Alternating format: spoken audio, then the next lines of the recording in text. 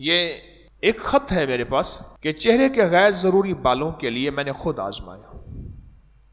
خواتین کو یہ اس وقت مسئلہ اتنا زیادہ ہے کہ اس کی وجہ سے کئی رشتے، اس کی وجہ سے طلاقیں اور اس کی وجہ سے کئی واقعات ہوئے.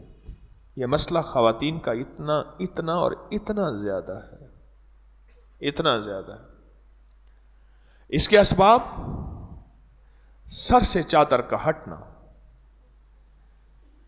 اور چہرے کا ننگا ہونا، اور اس کے عجیب و غریب اسباب فیکٹرز ہیں. میں نے خود آزمایا.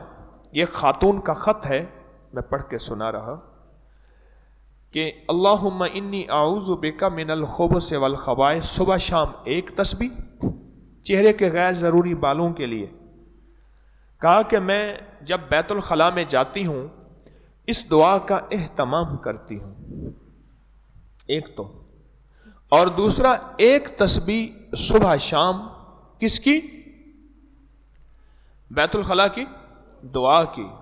اور میں کہ جب میں آئینہ دیکھتے ہوئے بسم اللہ ماشاء اللہ لا قوت الا باللہ، میں نے یہ مسلسل پڑھا آئینہ دیکھتے ہوئے بسم اللہ ماشاء اللہ لا قوت الا باللہ. یہ مسنون دعا ہے اور قرآنی دعا ہے. اصل میں یہ قرآنی دعا ہے.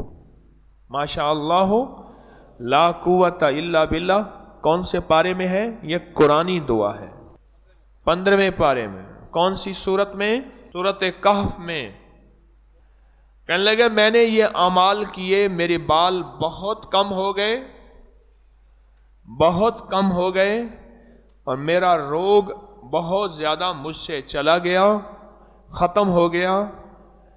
کتنے لوگوں نے مجھے بتایا، خواتین نے، کہ وہ باقاعدہ روزانہ شیو کرتی ہیں، باقاعدہ شیو کرتی ہیں.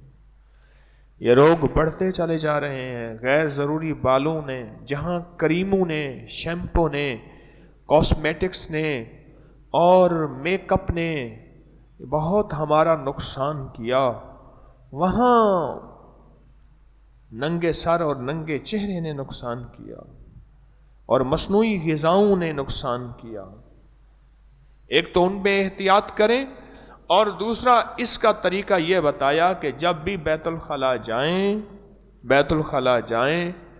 تو بیت الخلاء جاتے ہوئے دعا بیت الخلاء کی پڑھیں، اور ایک تسبیح صبح شام بیت الخلاء کی دعا اس غیر ضروری بالوں کی نیت سے پڑھیں.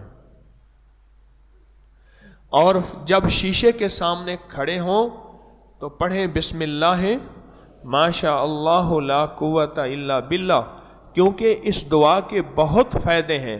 ایک فائدہ یہ بھی ہے اس دعا کا کہ یہ دعا جنات کی نظر بد کو ختم کر دیتی ہے. جنات کی نظر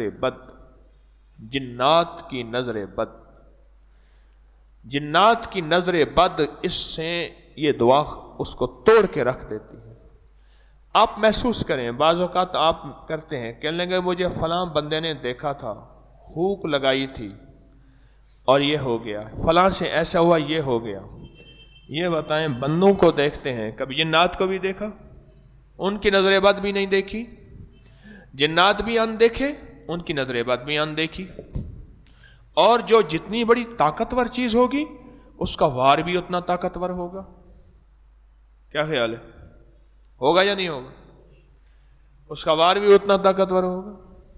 جب اس کا وار اتنا طاقتور ہوگا تو اس طاقتور وار کے لیے طاقتور چیز چاہیے. ڈیفنس کرنے کے لیے، اس کا دفاع کرنے کے لیے طاقتور ترین چیز چاہیے. اور میرے مدینے والے کی دعا اور قرآن کی آیت، اس سے بڑی طاقتور چیز کوئی نہیں. اس سے بڑی طاقتور چیز کوئی نہیں. بسم اللہ ماشاء اللہ لا قوت الا باللہ.